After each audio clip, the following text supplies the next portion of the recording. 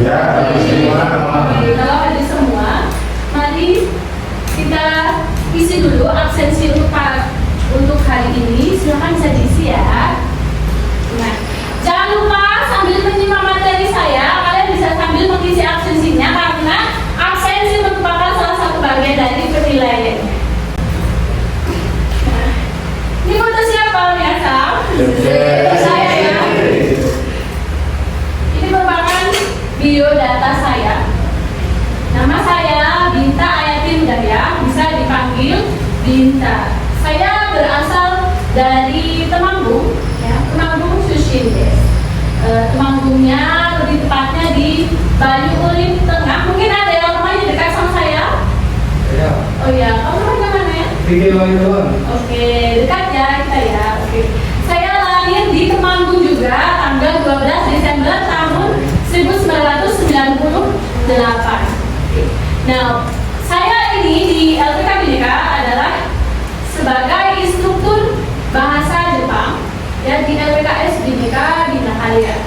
Untuk menghubungi saya mungkin bisa melalui nomor WhatsApp yang tertera atau melalui email saya. Selanjutnya,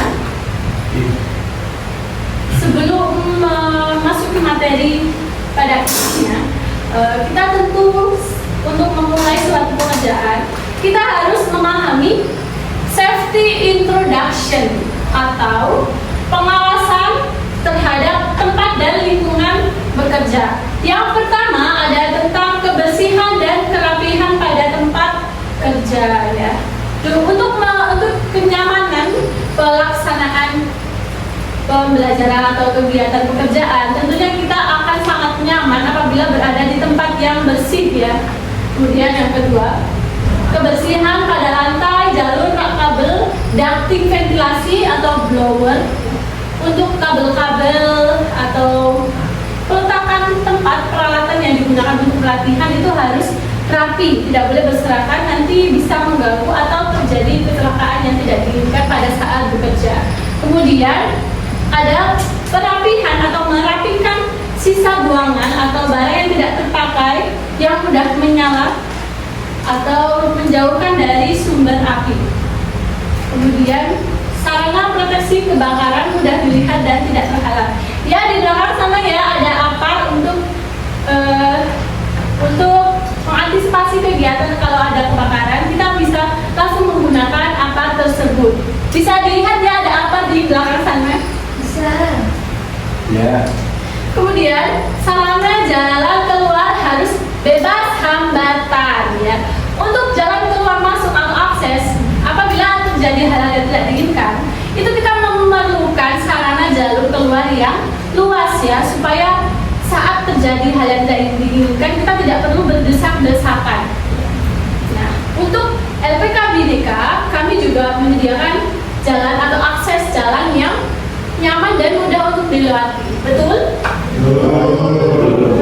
Selanjutnya, nah, terus dalam pekerjaan atau mengikuti pelatihan pada hari ini, ya, kita sebelumnya harus menyiapkan peralatan dengan sangat baik. Untuk contohnya ada kabel-kabel yang rusak, kita harus segera memperbaiki sebelum digunakan. Kemudian peletakan kabel atau peletakan peralatan yang digunakan itu harus dirapikan agar tidak mengganggu jalannya pelatihan. Kemudian tolong minasan jangan ada yang tidur ya, no sleeping atau tidak boleh tidur, bahasa Jepangnya nenaide kudasai. Oke. Segiwa, selanjutnya tidak boleh merokok di dalam ruang kelas atau saat pelatihan ataupun saat melakukan pekerjaan.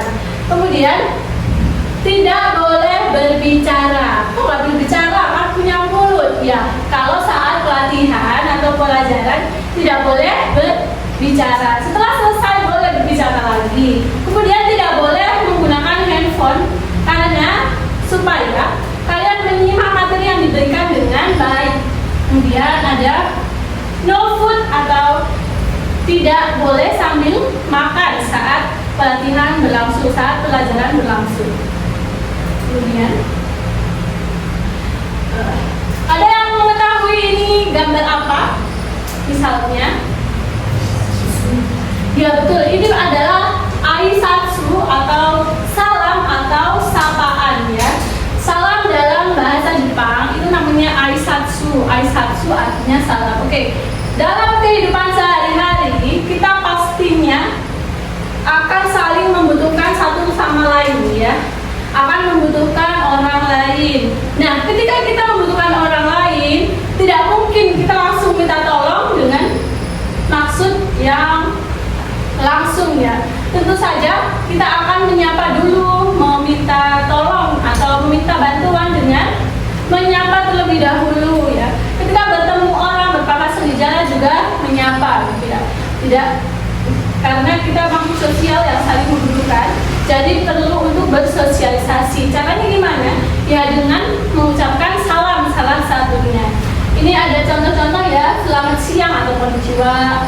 Nah, ada yang membungkuk juga, itu ada salam ojigi. Ketika mengucapkan salam, kita juga orang Jepang itu biasanya sambil ojigi ya, membungkuk seperti itu. Selanjutnya, untuk program pelatihan hari ini, program pelatihan bahasa Jepang level N5, kita akan mengambil unit kompetensi atau kita melanjutkan unit kompetensi selanjutnya, yaitu P85 JPN 00.004.1, yaitu menggunakan ungkapan salam bahasa Jepang. Kemudian elemen kompetensinya yang pertama, mengidentifikasi jenis ungkapan salam berdasarkan konteks. Kemudian kita pecah lagi unit kompetensinya menjadi kriteria unjuk kerja. Yang pertama 1.1, yaitu tujuan dan fungsi ungkapan salam diidentifikasi. Kemudian judulnya untuk materi ini, tujuan dan fungsi ungkapan salam dalam bahasa Jepang. Bisa saya perjelas lagi ya, tujuan dan fungsi ungkapan salam dalam bahasa Jepang merupakan unit kompetensi menggunakan ungkapan salam dalam bahasa Jepang. Kemudian tujuan pembelajaran ini atau tujuan dari pelatihan ini, setelah selesai mengikuti pelatihan ini, minasan atau peserta dapat menjelaskan tujuan dan fungsi ungkapan salam dalam bahasa Jepang pada materi dan contoh penggunaan salam dalam bahasa Jepang yang sudah diberikan atau yang akan saya berikan nanti dengan tepat dan sesuai dengan konteks sosial budaya Jepang yang berlaku. Manfaat dari pembelajaran ini, peserta pelatihan yang semua mampu memahami tujuan dan fungsi ungkapan salam dalam bahasa Jepang sesuai konteks sosial budaya dengan tepat. Oke, kita masuk ke dalam materinya, yaitu aisatsu ya. Aisatsu adalah ungkapan salam. Aisatsu itu artinya salam atau sapaan. Bahasa Jepangnya aisatsu ya. Oke, dalam budaya Jepang, aisatsu itu memiliki peran yang sangat penting untuk menjaga hubungan sosial. Salam tidak hanya digunakan untuk menyapa, tetapi juga untuk menyampaikan rasa hormat, rasa perhatian, dan keharmonisan antar individu. Orang Jepang sangat meyakini bahwa komunikasi yang baik itu dimulai dari salam yang tepat. Ya, oleh karena itu, aisatsu atau salam menjadi bagian penting dalam kehidupan sehari-hari, baik di sekolah, di tempat kerja, maupun di lingkungan keluarga. Kemudian, pengertian aisatsu tadi, untuk arti aisatsu itu sendiri, itu artinya salam atau sapaan ya. Kata aisatsu itu berasal dari kanji itu ya, kanji aisatsu yang berarti menyapa atau menjalin hubungan. Dalam budaya Jepang, salam bukan hanya sekedar kebiasaan, tapi sebuah tindakan sosial atau shakai teiki kodo ya, untuk menunjukkan kesadaran terhadap keberadaan orang lain dan membangun hubungan yang harmonis. Kemudian, tujuan utama penggunaan ungkapan salam dalam budaya Jepang ya, ini merupakan tujuan utama ungkapan salam dalam bahasa Jepang. Ada 5 yang paling penting itu ya, harus diingat-ingat ya. Ini merupakan tujuan utamanya. Meliputi apa saja? Yang pertama menunjukkan rasa hormat dan kesopanan. Contohnya apa ya rasa hormat dan kesopanan? Contohnya misalkan kita di salam bahasa Jepang mau mengucapkan mohon bantuannya gitu ya. Pakainya yoroshiku onegai shimasu gitu ya. Untuk orang yang lebih tua meminta bantuan atau mengucapkan salam, kita mengucapkan dengan yoroshiku onegai shimasu. Atau ohayo gozaimasu itu juga bisa untuk mengucapkan ke orang yang lebih tua gitu ya, atau orang yang umurnya lebih di atas dari kita. Kemudian membangun dan menjaga hubungan sosial. Contohnya yaitu untuk otsukare sama des gitu ya. Saat kita bertemu teman sekantor atau teman di lingkungan pekerjaan atau teman di tempat pelatihan gitu ya, kita bisa mengucapkan otsukare sama des gitu ya, untuk menunjukkan rasa hormat gitu, sesama teman atau antar individu. Kemudian yang ketiga, menunjukkan kesadaran terhadap situasi dan lingkungan.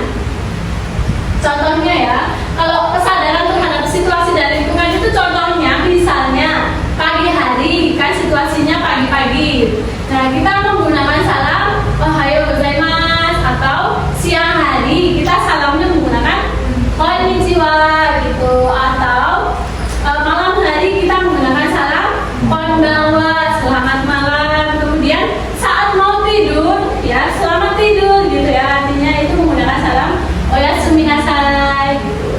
Kemudian yang keempat, menciptakan suasana komunikasi yang positif ya. Menciptakan suasana komunikasi yang positif itu misalnya ada kita sedang berkumpul namun kita akan pergi terlebih dahulu gitu ya. Kita bisa mengucapkan maaf permisi saya duluan gitu, atau dalam bahasa Jepangnya itu bilangnya biasanya osakini shitsure shimasu, artinya maaf saya permisi duluan. Yaitu dapat menciptakan suasana komunikasi yang positif, bukan meninggalkan kita langsung pergi begitu saja ya, tapi kita bisa sambil bilang gitu, bilang dulu misalnya permisi maaf saya permisi duluan gitu, osakini shitsure shimasu. Yang terakhir, kelima, menunjukkan empati dan perhatian. Misalnya ada teman kita yang sakit gitu ya, kita akan menjenguk, kita biasanya mengucapkan apa? Semoga cepat sembuh gitu ya. Dalam bahasa Jepang itu juga sering digunakan. Kita menggunakan bahasa Jepang dengan odaijini, atau artinya semoga lekas sembuh ya. Bisa dipahami, ada yang akan ditanyakan? Oke, kita lanjut ke materi berikutnya ya. Selanjutnya kita mengetahui fungsi ungkapan salam ya. Ungkapan salam dalam bahasa Jepang memiliki berbagai fungsi ya. Secara umum, fungsi salam dapat dijelaskan sebagai berikut ya. Nomor satu, menunjukkan rasa hormat dan sopan santun seperti tadi yang sudah dicontohkan pada tujuan. Kemudian menjaga keharmonisan hubungan sosial. Kemudian yang ketiga, dapat mengawali dan mengakhiri interaksi sosial dengan baik antar individu. Lalu membangun suasana ramah dan positif dalam berkomunikasi. Oke. Nah, untuk fungsi dalam salam bahasa Jepang itu kita juga bisa menggunakannya, atau contoh-contohnya kalau pagi ohayo gozaimasu, kalau siang konnichiwa, selamat siang, kalau malam konbanwa, selamat malam, sebelum tidur oyasumi nasai ya, sesuai dengan konteks. Kemudian ada saat menjenguk orang sakit odaijini, atau semoga lekas sembuh. Dan saat bertemu orang yang lebih tua, kita bertemu di tempat kerja atau di tempat pelatihan, biasanya menyapa dengan menggunakan otsukare sama des. Ada juga yoroshiku onegai shimasu, mohon bantuan dan kerjasamanya. Itu ada yang ingin ditanyakan? Apakah dapat dimengerti? Minasan wakarimasu ka? Hai, arigatou gozaimasu. Kemudian kesimpulan dari apa yang sudah saya jelaskan tadi mengenai tujuan dan fungsi ungkapan salam dalam bahasa Jepang, dengan memahami tujuan dan fungsi ungkapan salam, ya kesimpulannya, minasan atau peserta pelatihan mampu menjelaskan tujuan dan fungsi diskusi ungkapan salam dalam bahasa Jepang pada materi dan contoh penggunaan salam dalam bahasa Jepang yang sudah diberikan ya, dengan tepat dan sesuai konteks budaya Jepang yang berlaku. Kemudian, ya, karena sudah disimpulkan, ya, untuk karena tadi tidak ada yang ditanyakan juga, sudah paham semuanya. Ya, giliran saya yang bertanya, boleh ya? Ya. Pertanyaan pertama dalam layar ini yaitu, dalam budaya Jepang apa tujuan mengucapkan salam? Apakah Anda bisa menjawab? Hai, silakan jawabannya. Untuk menunjukkan rasa hormat. Bagus sekali jawabannya, yaitu untuk menunjukkan rasa hormat. Ada yang bisa menambahkan? Untuk menunjukkan empati dan perhatian. Bagus sekali, untuk menunjukkan empati dan perhatian. Bagus sekali. Kemudian pertanyaan dari saya yang kedua, tolong sebutkan salah satu contoh ungkapan salam dalam bahasa Jepang dan jelaskan kapan digunakan. Ada yang mau menjawab lagi? Silakan. Dalam pagi hari mengucapkan salam dalam bahasa Jepang Ohayo gozaimasu yang artinya selamat pagi. Betul sekali. Kak Tata menjawab dengan contohnya saat pagi hari kita mengucapkan salam Ohayo gozaimasu yang artinya selamat pagi. Oke, selanjutnya kita akan melakukan evaluasi ya, 3 menit evaluasi. Saya akan membagikan soalnya, tolong dikerjakan dalam waktu 3 menit saja. Silakan dilakukan.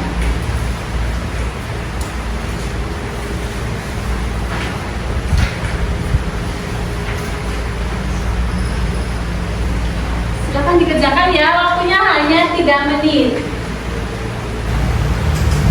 Bagaimana sudah selesai? Silakan dikumpul kembali lagi anak-anak.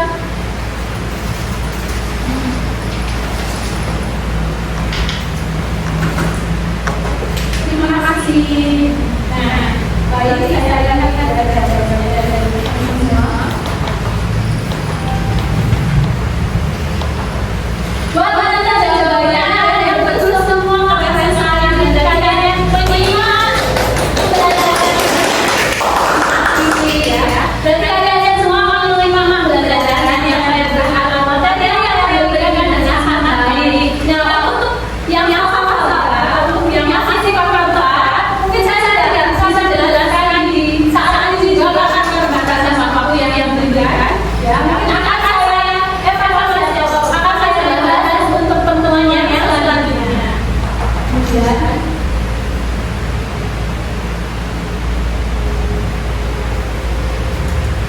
Selanjutnya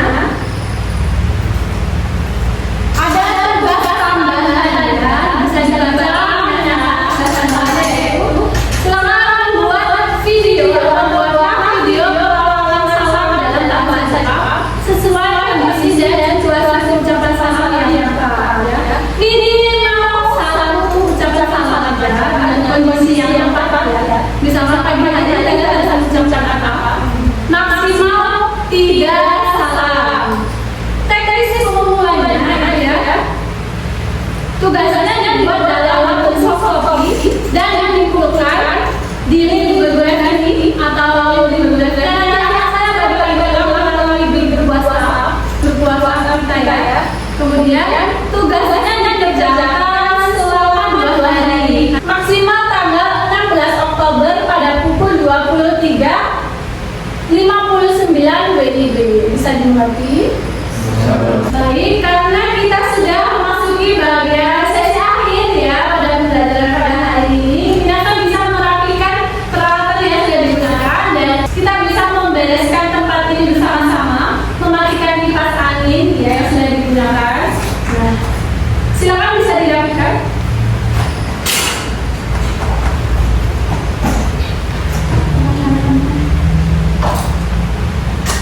Oke.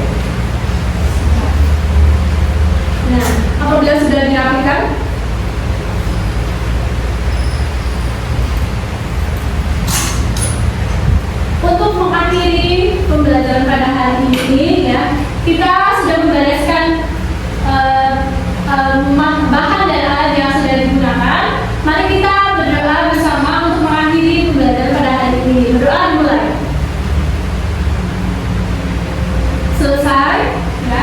Terima kasih untuk kehadirannya pada hari ini. Semoga ilmunya bermanfaat ya. Terima kasih